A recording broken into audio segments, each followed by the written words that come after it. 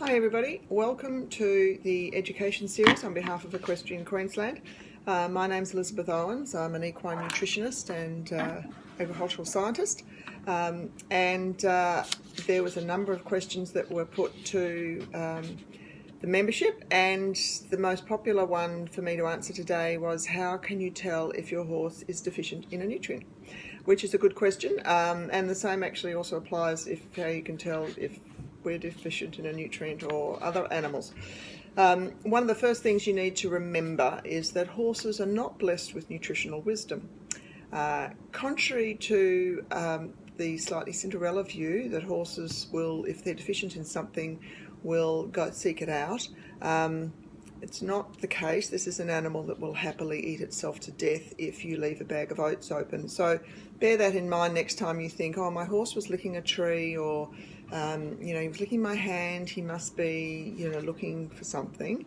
They could be crippled with big head disease and calcium deficiency and not know enough to lick a limestone rock. So don't bless horses with nutritional wisdom. They won't tell you when they're deficient by necessarily their actions. There are conditions where horses will exhibit some odd taste responses and what we call pica, and seek out odd things, but generally speaking, horses, like most other species, will tend to overconsume sweet things, and they will tend to overconsume salt. So in that regard, they're as cursed as the rest of the human population.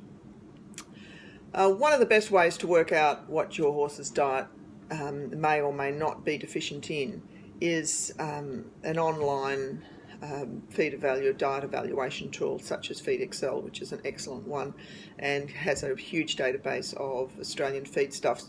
So for that to work, you need to weigh the feed, and I mean weigh the feed because 2 globs of molasses is not...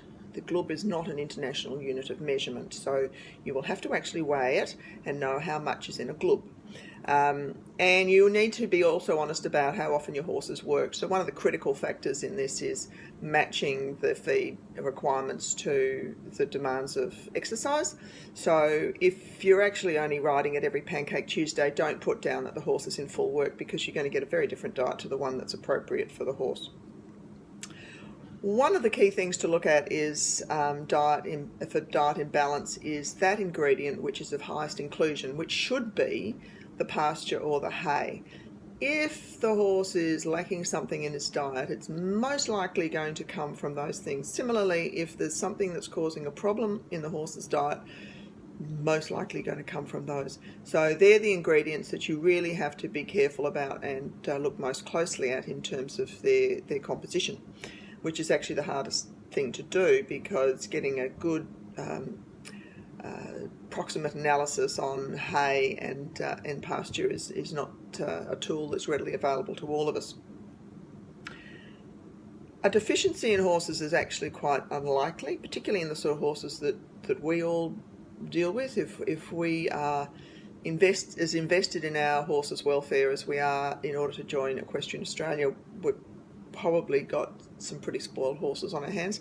So a deficiency is pretty much unlikely. An imbalance is much more probable. And the reason why an imbalance is probable is people think that if a little is good, then a lot must be better. They tend to credit horses with human nutrition needs, and so riders often use some ill-informed additions such as herbal supplements, seaweed meals, single elements such as copper sulfate. These are most likely going to cause problems in your horse's diet. I've seen horses with goiter from iodine toxicity from numpties that fed them 50 grams a day of seaweed meal. So remember, something that comes from an aquatic environment is unlikely to be of benefit to a land-based herbivore. So stick with well-formulated supplements that are designed for horses, that have a full analysis on the label, have a use-by date and a declared composition. So herbal products never fit into that category because they never tell you what's in there. They never do an analysis, and so you really don't know. You're flying blind. So I hope this has been of some assistance. Again, your best resource is probably Feed Excel. Bye, everybody.